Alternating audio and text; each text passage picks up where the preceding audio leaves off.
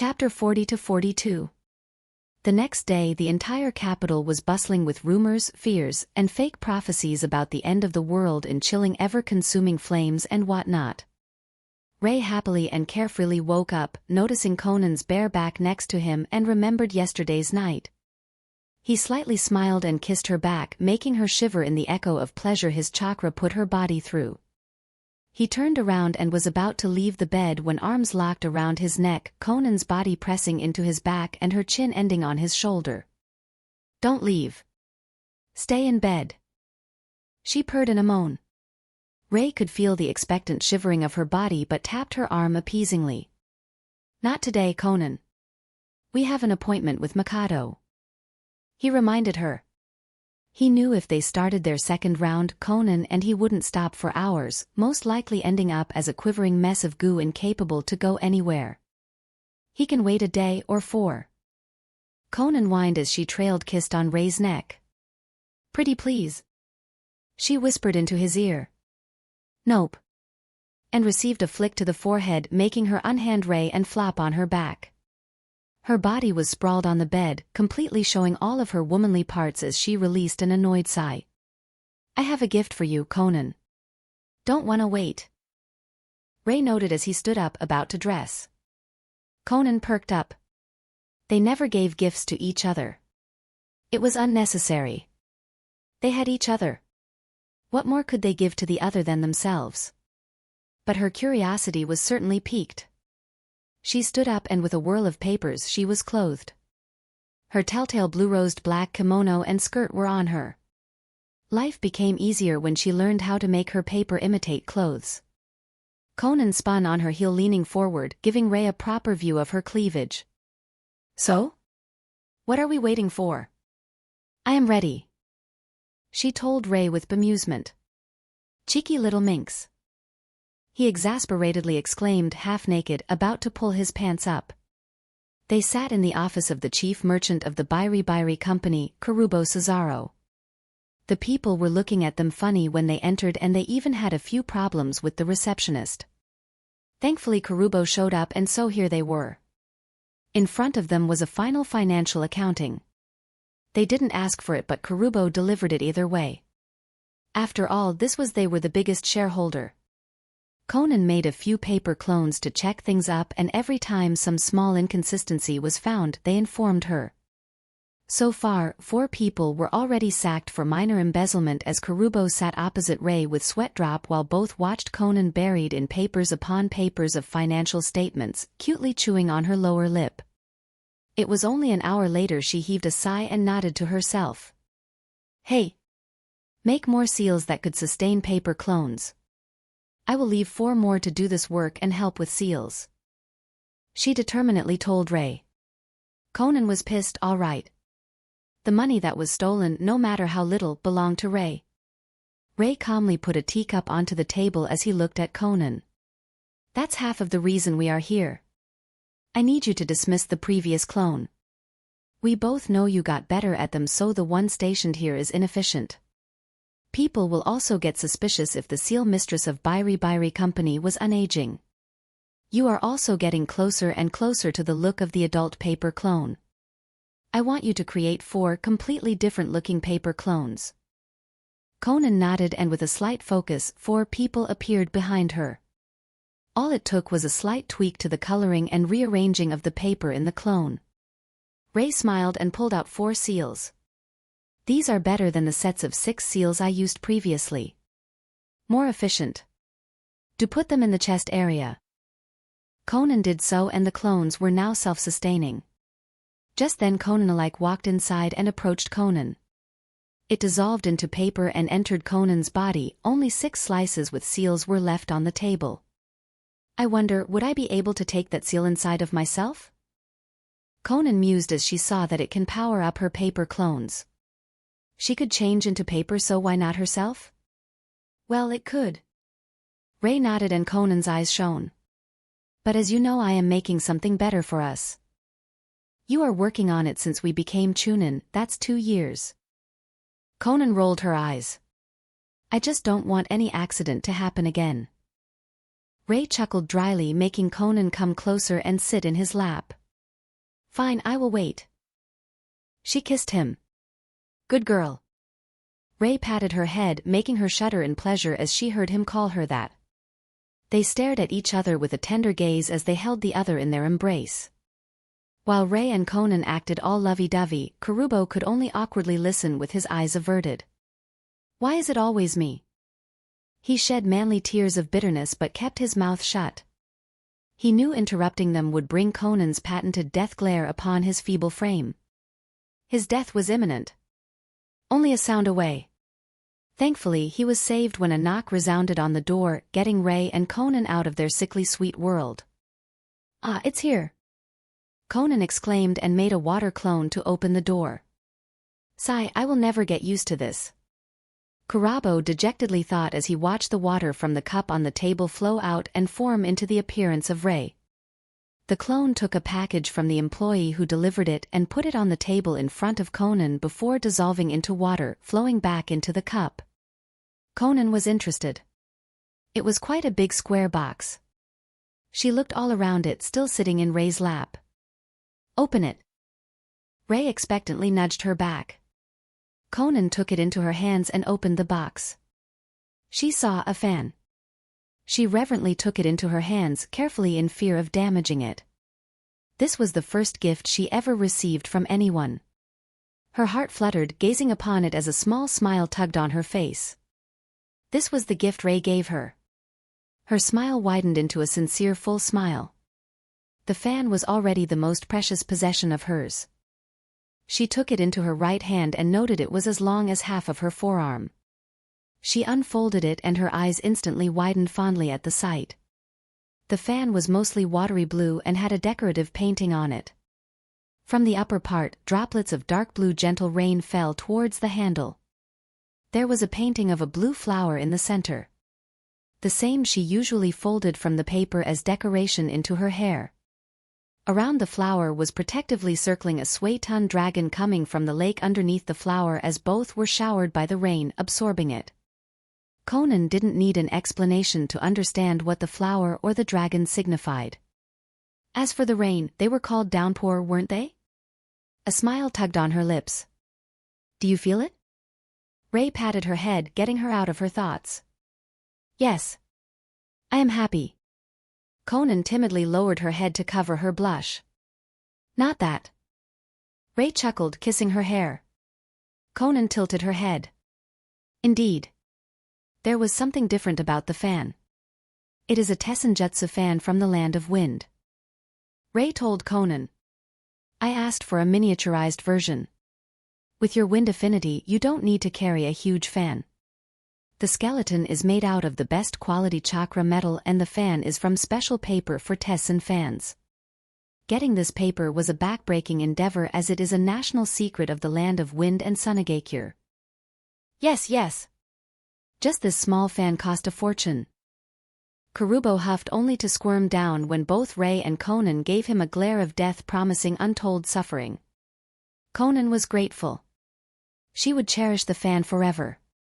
She put the strap of the fan around her wrist, fastening there.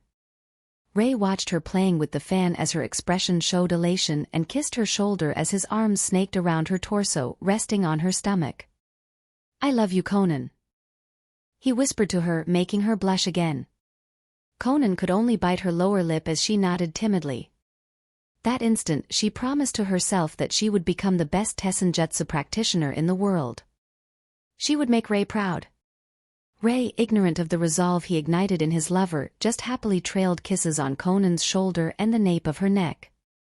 Both again happy in their own world. Rei and Conan leisurely walked through the gates of Kirigakure, hand in hand as they enjoyed the humidness of the village. It wasn't really the feel of home, but they did come from Aim no Kuni, so the humidness was something very familiar and pleasant to them. Just as they headed towards the guard outpost to show their documents, an ANBU landed in front of them, staying on one knee. Lord Mizukage is summoning you, Rei-sama, Conan-sama. The man respectfully said and disappeared with water Shunshin. Rei and Conan might not be recognized by many Chunin or even Jonin, but they did spar with the 7 swordsmen of Kiri on a regular basis. That coupled with the fact that ANBU had to memorize the entire bingo book and the exchange of information aka rumors of whatever non-classified happens in the office of Mizukage.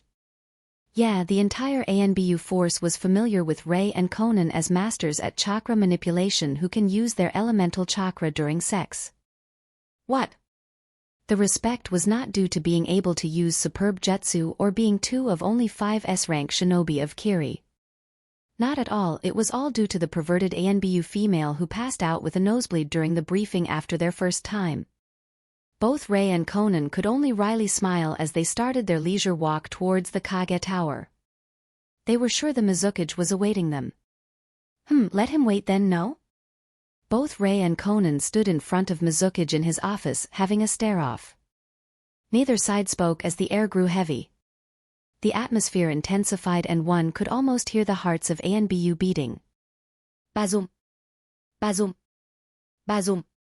So it went as the Mizukage glared with narrowed eyes at casually standing Rei and Conan still holding hands. His eyebrow was twitching as he drummed his index finger on the table, his lips scowling. Is there really nothing you would like to add to your report, he? The Mizukage grit his teeth. No. Both Rei and Conan chorused calmly. Kanearo. The Mizukage bit out when he saw that neither Rei nor Conan wanted to add anything to their report and released a long insufferable sigh. He took a deep breath to recollect himself. I see. He impassively stated and looked at the file on his table. So you two didn't encounter any blue tornado made of fire reaching the sky bringing a literal storm of ice to the capital city, who? Mizukage asked as he intently peered at Rei and Conan. No. Both Rei and Conan again chorused calmly. I see. The Mizukage stated plainly. I suppose that neither of you saw any missing nin capable of. I don't know, destroying cities during your visit to the capital, huh? Nope, not that we know of. Rei shook his head and Conan nodded eagerly. Good. Security nowadays is really good, isn't it? The Mizukage asked with an exaggerated nod.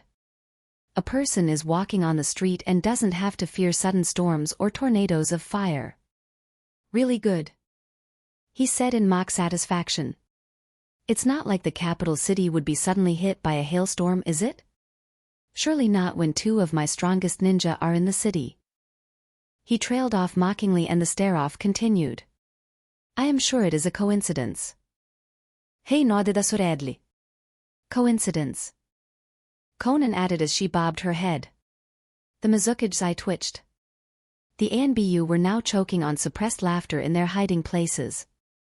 So you are saying it was not you who completely destroyed a whole street in the capital, covered it in a shitten of ice. So much in fact it is still not melted even after days. It was surely not you who sent a shitten of wind that almost toppled down buildings. Oh, and damaged the daimyo's castle by the way. The entire castle garden was destroyed too. Millions of ryo worth of plants down the drain. Now I wonder who could have been responsible for that. You surely are not responsible for scaring the populace by making the skies burn of all things, right? When the witnesses speak of a blue-haired woman and pale-haired man kissing each other in the middle of the street, it all happened. That was surely not you, now was it, right? The Mizukage glared with a frown. He could feel the start of migraine as the two decided to be forgetful. When you say it like that. Rei trailed off awkwardly as he scratched his cheek. Yes. The Mizukage expectantly leaned forward with a hopeful look. We may have seen a missing nin or two. Rei seriously added. Or two. Conan nodded. Right. The Mizukage deflated. I am sure you did. Pray tell, how did that missing nin or two look like? You don't want to tell me it was a male form of Tsunade Senju, the best medic of Konoha, kissing with female form of Dan Kato, the candidate for Hokage position, do you? The Mizukage quipped in sarcasm. Well, Rei started. Yes. The Mizukage sweetly smiled. Depends, is Dan Kato still alive? Hey, keep it. No. No, he is definitely not alive. Not for years. Mizukage's smile fell as he stood up, barely holding himself from screaming at tearing his hair off. After a while of panting, he just powerlessly flopped back into his chair. Moreover, according to our spies, Senju despised Kato. He muttered to himself. Well, in that case the missing Nin was. Rei's eyes darted all over the office, but then he shrugged in whatever motion. Pink. And fluffy. Conan added helpfully. Long ears too. Hey Smilid. Long. With buck teeth. Conan nodded. Eh? That's wrong, that was the bunny we saw in the zoo, Conan, wasn't it? Rei looked at Conan. We are talking about that, are we not? Conan put her finger on her chin in mock confusion. I give up. Seriously. I fucking give up. The Mizukage helplessly leaned into his chair and took his smoking pipe out. Now what do you two geniuses recommend I should report to the very concerned and utterly pissed off daimyo? Only silence greeted him. Nothing, HM? What about you? The four already blew from choking ANBU on the ceiling. He looked up just in time to see three of his ANBU fall onto the ground and start rolling in laughter. The fourth was still desperately sticking to the ceiling with his chakra, also rolling in laughter. The Mizukage looked at casually smiling Rei and Conan with a fed-up deadpan look. Well, I would personally say that the assailant had a mask. Rei's face turned to seriousness and Mizukage face faulted onto his desk. I see. Continue. The Mizukage waved his arm around uncaringly. Fuck this shit, I should start looking for a successor. I am not paid enough for this. The Mizukage frowned as he straightened up and started chewing on his pipe. Maybe he could use his bullshit affinity? He was a ninja after all. Making up stories was common in his line of work. And the current daimyo wasn't the smartest fish in the pond too. That could work. Just give me something good. I am really not interested in being blamed and getting our funding cut, all right? He pleaded. Rei nodded and gave a sweet wide Cheshire grin. Oh, this will be utter bullshit the size of Konoha's Hokage monument, all right. Mizukage internally thought as he saw Rei's wide smile. Ah, here we go. Rei's going to get nasty. Conan mentally deadpanned. Well, as I said, the assailant had an orange swirl mask with only one eye. He was quite a cheerful dude too. Called himself Toby and whatnot. He liked to say that he was a good boy, all right. Right nutter, I say. Halo Gid. He wore a black coat with red clouds and was singing about dawn or whatever. He wanted to put his eyes on the moon too, so he fired himself there with jutsu, hence the sky-reaching tornado. Sigh. Some of us just do believe they can fly. Rei sadly shook his head. Both Conan and Mizukage stared at Rei with an open mouth as Mizukage's pipe fell onto the floor. That's... Conan started, but then her eyes looked at the shocked Mizukage. The truth. She nodded stoically, her expression completely blank even though her body was slightly shaking. You know what? The Mizukage drawled lazily. Why not? Sure. I will report exactly that. He shrugged, not giving a damn anymore. You may go. I won't say job well done though. Read this if you find CH39 disappointing. I read a few comments and a 1-star review of a dude who even at this point thinks Rei and Conan are Konoha shinobi. Damn, that floored me to be honest, and I found out I might have messed up in the CH39 and my writing might have been easily misunderstood. Now for a clarification. Rei did not destroy the capital nor did he kill anyone else other than the young master and his goons. Sure, he caused damage but didn't kill. He also did not use the jutsu because he meant it. He wanted to deal with it peacefully, and only due to the trash coming out of the young master's mouth, he flipped and subconsciously used his strongest vermin-wiping jutsu. The entire build-up of his illogical fear of young masters was leading to this scene where he forgot all reason for a second. That scene might have been a bit forced, but it is important. I am giving you small hints into Rei's uniqueness right there. Few weeks passed since their mission to rescue the prince and receiving a huge paycheck. Since then, Conan practiced at least 3 hours in Tessenjutsu, and Rei was usually sitting there, cheering her on as he trained in something or thought about seals or just ogled her body. Moving on. This was not a day like that. Today, Conan was alone as Rei was returning from buying more chakra ink for his Fuinjutsu. The kind that was high quality. He could have created his own, but why bother when there was a store for it? He was walking around the corner when suddenly a 6-year-old looking boy tightly clutching a loaf of bread ran straight into him. Rei could have evaded, of course, but that would send the boy rolling in the ground somewhat painfully. This way, the boy only flopped on his ass. Rei noted the loaf of bread on the ground and sighed. He was about to speak to the still dazed boy when an old man with a ponytail suddenly shrieked. "There you are, you thief!" The man came towards the boy and gripped him by his short red hair as he gave him a good lashing, not listening about the boy's wailing. The old man then threw the boy into the mud, flipping his ponytail in disgust.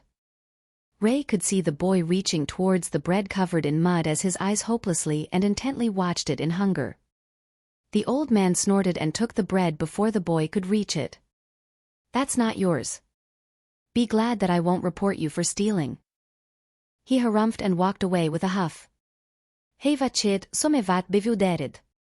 Since when did Kirigakure gain its own Naruto?" He thought as he saw the contempt in the eyes of the people passing around. As Rei pondered about it, the boy sat up sobbing. Rei could hear the loud grumble from his stomach and realized it must have been days since the boy had a meal. With a sigh, he took the boy by the collar of his torn, tattered clothes and put him on his feet. "Well, I bumped into you, making you get caught." "Ah." Rei waved his hand from side to side, trying to dissuade the fearful look the boy gave him when he saw the Hittite. "I can at least buy you lunch for that." Rei smiled. "Come on." He left, dragging the bewildered kid by his arm. Rei watched as the kid gorged himself on the food. He awkwardly scratched his cheek. Don't they feed him or something? He wondered. "Hey, kid, you orphan, right?" Rei asked as he watched him lick the plate. The boy ashamedly looked down and nodded. "Don't they feed you there?" The boy looked like a deer in the headlights and closed his eyes in fear, quivering in his seat but didn't answer. "Ah, whatever. Eat your fill." Rei just shrugged. Conan was training, so he had nothing better to do. A little charity wouldn't hurt, now would it? Rei just sat there watching the boy until he finally stopped eating. Thank you." A very soft voice entered Rei's ears. He smirked and ruffled the hair of the boy. "Haha, so you can speak after all." He nodded and then looked seriously all over the boy. Bruised. Malnourished. Sunken cheeks. Dull auburn hair. Pale as a ghost. Tattered dirty clothes. "Here." He gave the boy a paper with his address. "If you find yourself hungry again, come by."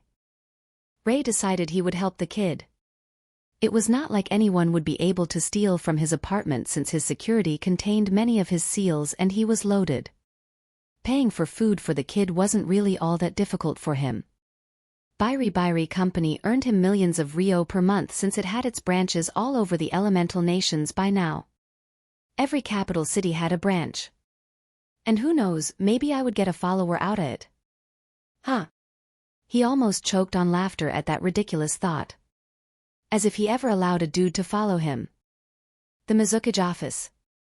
Mizukage sat behind his table with his hands clasped in front of his face. Opposite him was a woman sitting in common clothes. The only tell she was a shinobi was how she held her body. "Jonin Rikimi. This is the first time we are speaking with each other since I assigned you that mission." The Mizukage amiably started. "Yes, Mizukage-sama. 3 years to be exact." Aika Rikimi leaned into a slight bow. "I must say, it was almost backbreaking to persuade other clans to stop trying to tan my hide because of it." He chuckled, making the woman smile wryly. "Report," he lightly said, taking his tea into his hand. "Yes. 4 years ago, when you took 2-year-old Mei Terumi and threw her into the orphanage, she had a happy childhood. As per your orders, that changed when I was assigned to act as the matron of the orphanage. The woman stoically droned out. I subtly estranged her from other kids and she swiftly became the target of bullying. The Mizukage hummed. Her mental state? She is doing well. There are no signs of a mental breakdown yet. The woman unsurely answered. She knew she was picked because of her past in the seduction corps. She was ruthless enough to slit the throat of a child and good psychiatrist so she could keep any and all mental trauma non-issue for later. Well, as much as it could be made into a non-issue. She was sure the treatment the girl is going through will mold her and stay with her for the rest of her life. She just won't be mentally impaired due to Aika's care. But will break if we continue this route. The Mizukage heard his jonin conclude. I see. The problem is the rumors after that incident. How is the girl herself taking it? Aika groaned. Yes, that. Neither of them planned for that to happen, but it certainly did help the plan. Aika decided to not do anything with it and let it run its course. She is more withdrawn. Never talks to anyone. This made the bullying intensify. The kids even go as far as stealing her food, making her sleep on the floor, and beating her. Seriously, this batch would define shinobi, at least morally. Aika snorted sarcastically and rolled her eyes. As if any of these twerps had enough guts to be shinobi. They could only gang up on a weak, malnourished girl. A loner, then. Well, no wonder. Just as we wanted. The Mizukage took a file from his table. After the first day of the academy, Meiterumi's chakra was unlocked. She kissed the cheek of her best and only friend in the entire orphanage, and her bloodline acted out due to the inability to control her chakra. Meiterumi watched as her best friend slowly died in agony while her face was being slowly melted by Mei's Kekiai Genkai. You wrote. Yes. It was a brutal and painful death lasting minutes. Mei watched every second of it and blamed herself. Well, normally she would be trained since 3 to prevent this happening. Mizukage shrugged. But making her even more isolated helped us. Especially since the girl already had her first kill. Aika nodded and opened her mouth when the door flew open and inside casually strode an old man with a ponytail, holding a muddy loaf of bread. Sandame Dano, you really can pick a distasteful mission for retired Olmi, haha.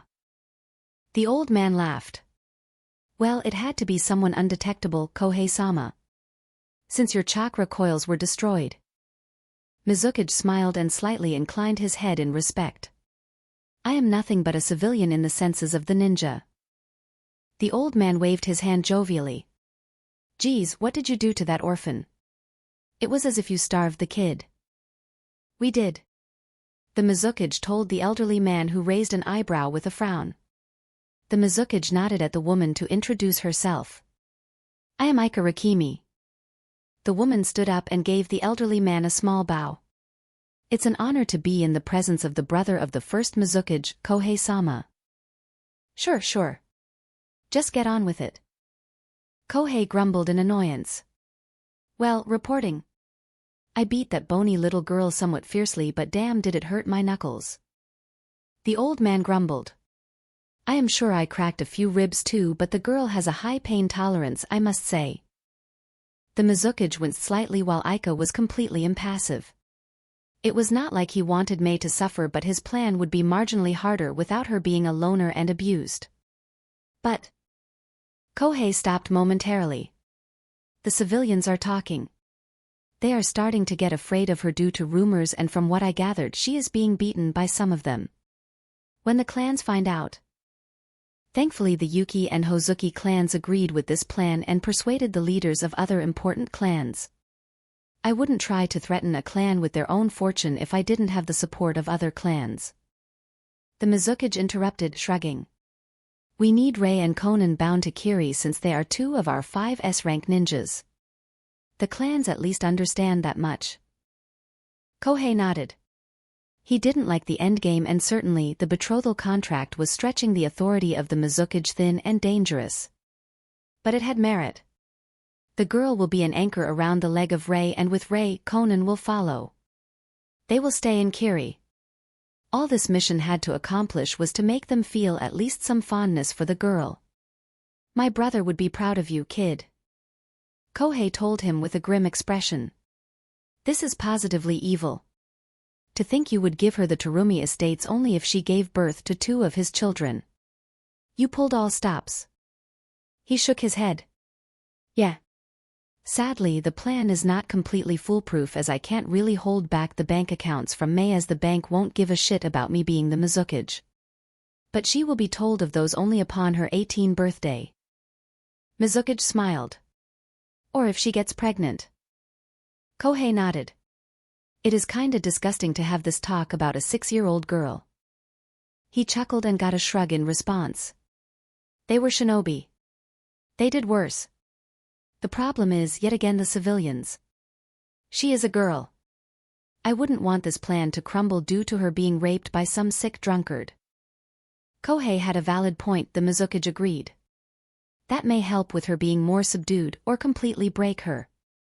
But it might crack any and all future interaction with Rei. The Mizukage was trying to make her depend on him. Not make her afraid to be in the same room as him or despise all males. Yes. I will probably make Ringo Amuri suggest him taking the girl and giving her an empty bedroom. Or I will straight out order it for the safety of the last Terumi." The Mizukage shrugged. "It will maximize the interaction between them. And then, when she is older and Rei likes or even loves her, you will spring up the betrothal on them." Kohei smiled. "Not if they decide to have an intimate relationship with each other without finding out." The Mizukage dismissively waved his hand around. He hoped to not use it and let it be buried somewhere in the archive. If the girl started to have sex with Rei without his intervention, it would be smashing. A precaution, then. Kohei nodded. Both knew what they did was for the good of their village. Someone capable of having and wielding 3 chakra natures at the age of 11, being S rank at 13 due to destructibility of his jutsu of all things. There were various categories of S rank ninja. But getting that rank for wide-scale destructive jutsu was a serious feat. Only Inoki with his Kekkei Toda and the 3rd Kazekage with his Kekkei Genkai were the most famous examples currently, and both had the power to destroy vast areas easily. Both Mizukage and Kohei wanted to see what kind of monster Mei Terumi would bring on this world if her 2 Kekkei Genkai mixed with Rei's 3 natures and natural genius. While the 2 influential men talked, Aika quietly listened.